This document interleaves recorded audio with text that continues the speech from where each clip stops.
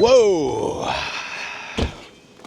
Wow, it's bright and it's cold out here and it's still really windy. I hope actually this mic even works today.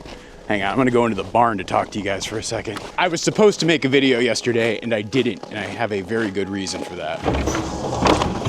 So the past 48 hours on the farm has been absolutely bananas. You know, I think the last video I made that you guys saw, I tried to document, about 24 hours of a snowstorm that we got, and it wasn't anything really that crazy, I guess. But it was just, we probably got about a foot of powdery snow, which is, totally normal for this time of year. And then yesterday though, oh my gosh, it was so intense. It was just crazy 60-mile-per-hour winds, freezing cold temperatures, and it made doing farm chores completely awful. What do you think, Abby dog?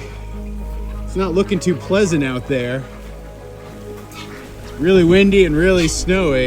And that water hydrant is actually 4 feet high. Just to give you a sense of perspective for what's going on here today. Yeah, these are the days that it's hard to have a Vermont farm. Isn't that right, Abby Dabby? Yeah, it's quite a step up out there.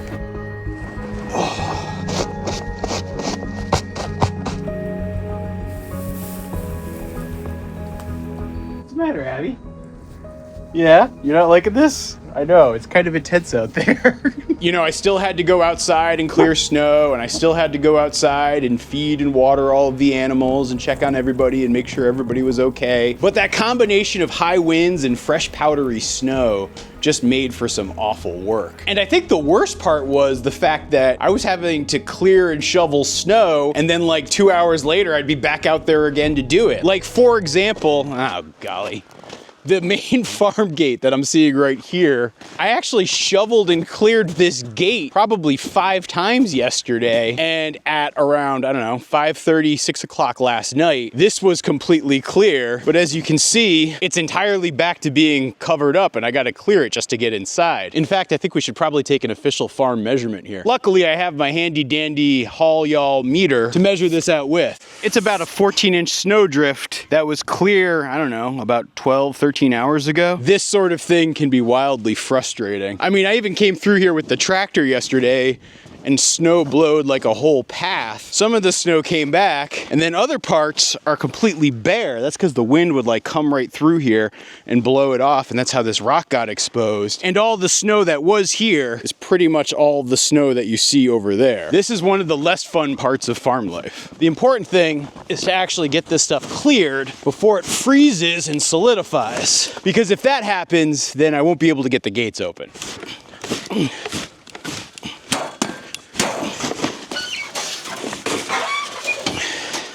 That is probably the 7th, 8th time I've had to shovel this gate in the last 48 hours. And again, the snow just keeps blowing up here. And yeah, look at this slope that I've got going here. So between where the actual ground is and up top here at the height of it, it's about 16 inches right there. So I'm gonna guess that that spot up there is probably like almost 20 inches or so. Like I said, we only got about 12 inches of snow with the storm, but the drifts are really what's killing me here. Now I am curious because I don't see any large white farm dogs, so I wonder what happened to them. Actually, that's not true. I do know what happened to them. Oh, yep. The other thing is these snowdrifts make getting around the farm rather difficult. This is a 6-foot high fence that you see here, and I don't even think it comes up to 5 feet right now. And then some steps I take actually put me right where I want to be. So like these are okay. But yeah, every step is basically a minefield. Let's see where our dogs are. Oh! Hey, would you look at that? We got an Abby dog sleeping in the nice warm straw, looking pretty happy. But you guys might notice that there's no Toby dog. I even fed the dogs in here last night, but then when I was locking up the birds, Toby dog was absolutely insistent on where he wanted to go. Yeah, should we show where Toby went? There he is. Actually, Toby dog wanted to spend the night with the birds, and so I locked him up with the birds last night. I left the door ajar so he could get in and out if he wanted to. Come here, guys. Come on. See, Toby's much too polite to want to jump over the fence. Abby dog has none of those reservations. There is something pretty funny about Abby leaping over that thing. And Toby's annoyed because he just respects fences so much. All right, let's get inside here and see the birds. Good morning, birds! birds! How's everybody doing? Yeah, the birds seem just fine. Even with those crazy winds and the heavy snow, the hoop coop was fine too. Let in the dogs! I left some water in for Toby so he could have something to drink overnight. Ah, shoot. I can't believe I did this. I forgot one of the eggs overnight. I had grabbed this egg while I was doing the collecting, and just because of all the chaos and because Toby Dog was being stubborn about wanting to leave here, I basically just forgot it and left it on the nesting box. And this thing is frozen solid at this point. I'll probably thaw it out inside and then put it on top of the dog food tonight. But given where the egg prices are at, this is like, I just lost $1 almost. That one egg was 40 eggs? What are you talking about? Toby Dog, when I was doing the chores last night to lock everybody up and close up things for the night, he came in here and he didn't want to leave here. I have no idea if he just liked the climate in here better or if he wanted to be here to protect the birds for some weird unknown reason. I don't know what it was, but over the years I have come to learn that if Toby Dog wants something, generally speaking, I will just trust his instincts and go with it. And so, yeah, I basically just decided to lock him up in here with the birds overnight, and he did pretty good, it seems like. I mean, not that I thought he would have any risk. Like, I would never do something like this with Abby, only because I just don't trust her enough not to play with the birds. But Toby Dog, I mean, he basically has carte blanche on this farm. And no, Abby, it's not because I don't love you. It's just that you have a tendency to get into some mischief there, girl. You know, you're looking at this egg like you want it, but you can't have it. Not yet. But the chickens are starting to lay more. Nothing from the geese yet. Getting a few duck eggs here and there too. So despite the harsh weather of the last 48 hours, it definitely feels like we're getting closer and closer to spring. Toby Dog has been actively marking everything he can, just because when this fresh snow gets kicked up, he feels like all his good work has been covered up, and so he's got to go back out there and do his thing. All right, here's another measuring stick for you guys.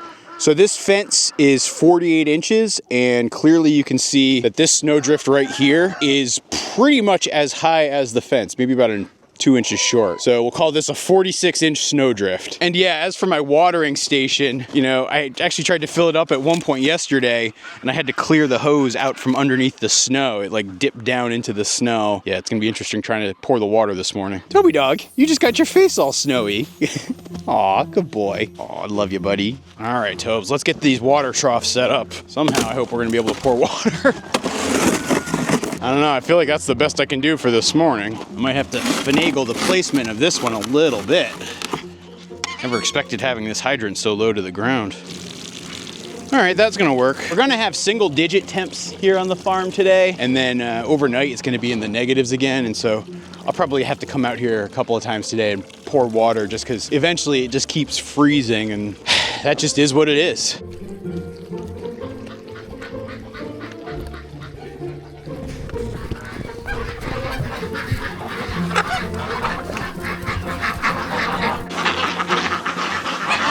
So this is one of those days where I was half tempted to wear my snowshoes while I did my farm chores. I didn't, but I kind of regret that decision. Excuse me, pardon me. Well, so much for equal water distribution. And even draining the hose out is a little complicated with these heights. Despite all the challenges of farm chores on a day like today, there's also a lot of incredible stuff going on. So the fact that we have, I don't know, I'm gonna guess it's like an average of about 2 feet, maybe a little bit more than 2 feet of snow on the ground, not like counting the drifts, but just actual snow. Like our farm's ecosystem really requires something like that because that snow sits up here, it melts in the spring, that fills our groundwater reserves and it feeds the trees and just does all of the things that we need to do to hydrate our climate. And so I am by no means complaining about our farm's return to traditional snowfall levels, particularly after having several years of barely any snow and having them be exceptionally warm. It's kind of nice to get kind of a more traditional winter. I just worry that winters like this are going to just become a rarer and rarer phenomena, particularly as our climate continues to warm. And please folks, today I don't even have the patience for a debate between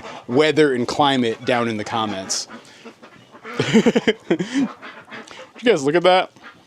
It's making it hard to close the doors. I mean, I'm thankful for my door design where the doors swing in, because even though it means I have to contend with the straw down here, at least I don't have to dig any of that out and I just have to dig out the edges. How you doing there, Lauren? Just got a little snowy climbing out of there, huh? Yeah, for some reason, the goats just prefer to be under the house versus outside the house. Well, here, boys, I'm gonna toss you your hay and then use that as an opportunity to clear out your gate. Oy vey. Probably cleared this gate 5 times yesterday, too. No need to work out this morning. Here we go. Much better. All right, now we have a working gate. Come on, dogs. Let's get these goats some fresh water. Ah, that water froze solid overnight. Here's some fresh water, boys. Let me dust you off, yeah. Let me dust you off. Urgh. Good Larney Stone. Yeah, good boy. Abby, don't get jealous of Larn. Hey, Abby, don't get jealous of Larn. He's gonna headbutt you if you get too close to him. He doesn't like that.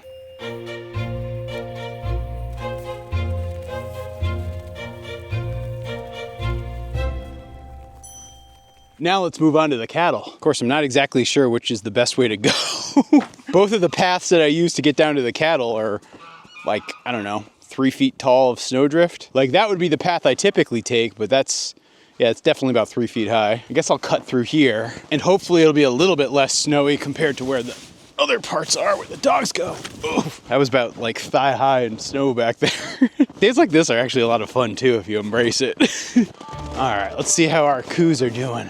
I know it's some deep, deep snow there, girl. Do you think we're gonna have to get the snow shovel to open the gate?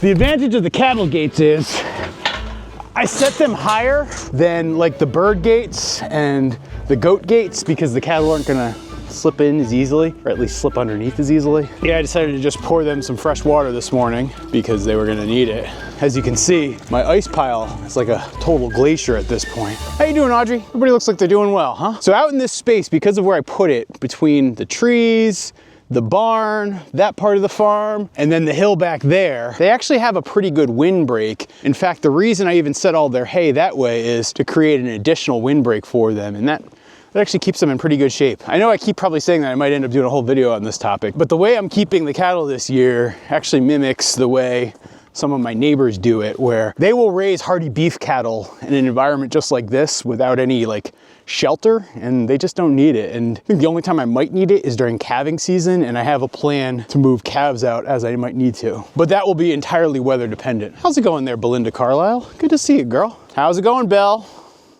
Ariel? Hey, Betty Rubble. I'm pretty sure Betty Rubble is the friendliest of the calves. She's warmed up to me. She's kind of really warmed up to Abby, even though sometimes Abby will spook her and she'll get a little worked up. Bonnie McMurray, you look pregnant. And if you have a daughter, that daughter's gonna need a C name. Bonnie McMurray does not like the dogs. So whereas Betty Rubble is actually pretty friendly with the dogs, Bonnie is not nearly as much. That's because actually Bonnie and Belinda were around. They were calves when Abby was a puppy.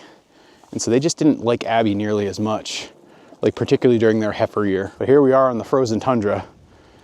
It's kind of nice. It's not too windy now. The wind has actually died down, so we're getting a partly cloudy day, but at least sunshine coming down. It might even be as warm as like 8 or 9 degrees Fahrenheit at this point. So yeah, I'm just kind of soaking it up and enjoying it. I never get over just how big Astrid is. She is by far my biggest cow, and she is a large gal. Alice B. Toklas is getting pretty darn big too. I mean, she's not quite as tall as her mom yet, but she's getting there. She's actually taller than Audrey, who's my boss Highland cow. She's not quite as big frame-wise, but I bet she'll surpass her probably by summertime. Audrey, I know, I gotta put up some brushes for you gals. I can tell you've been wanting that lately. Excuse me, Audrey, gotta get through this gate. Come on, dogs. Toby dog, come. Abby dog, come. Let's go, come on, dogs out. I'm actually kind of grateful I don't really have to sweep this one up. Of course, I do have to trudge through this snow again. Hopefully it doesn't keep making drifts, and the path that I walked through over the course of this morning sticks, and then it gets much easier to do your chores. It's just that first step that is always the doozy. All right, so that's probably enough water for the girls. I'll just put this right here and let this hose drain out. And then what I want to do is get water to the boys. How you doing, boys? Macho Man, are you taking a shower? I would not recommend that, man. I know, you get the fresh water, so you like it. Just try to keep it out of your hair, huh, kid? You're such a good bull. I love you so much, buddy. You know, it was actually about 2 years ago today that Macho Man first came to our farm. So happy 2-year gotcha day there, Macho Man. Hope you enjoy that cold drink of water. You know, it's so funny. I was so scared of getting a bull because I had seen some horror stories when it came to bulls, and the truth of the matter is you really have to respect them. But I've just found by working with him and spending the time with him and then being careful and cautious and not like doing crazy risky stuff, it's been just such a great experience, and I'm so glad I have him, and I want to have him here for years to come. And so like his 2 daughters that we have right now, they're going to be separated this coming summer, and then I'm going to keep them separated again the following year. I'm actually going to try to do artificial insemination with them so that I can keep him on the farm and keep him breeding. And so essentially I'm going to start to develop 2 female breeding herds, one with my existing core of cows and have them pair off with Macho Man and keep having them spit off calves, and then the others with his heifers, and then I'll breed them with outside bulls with the AI, and eventually I should have a good, healthy, good-looking herd of Highland cattle. And I don't know, I'm kind of excited about that. In a lot of ways, they're my favorite livestock to work with on the farm at this point, and I see our farm concentrating more and more on things like them as we move further away from things like ducks. And I know that that might be tough for a lot of folks who watch our videos because you can relate to ducks because it's so much easier to have some backyard ducks or chickens or even geese, and having like a backyard Scottish Highland bull is a little bit more precarious, but I think they're just so good for the farm. And so I'm going to try to keep balancing things, but that's where the growth is going to be in the farm, particularly this year. Oh, Toby dog, I love you. Love you, buddy. I just made a brand new documentary all about rural schools and the plight of the schools here in Vermont. And it would mean the world to me if you could check it out and share it with your friends and family, because I really do think Vermont schools are worth saving. And right now they're kind of at risk. Thanks for watching, everybody.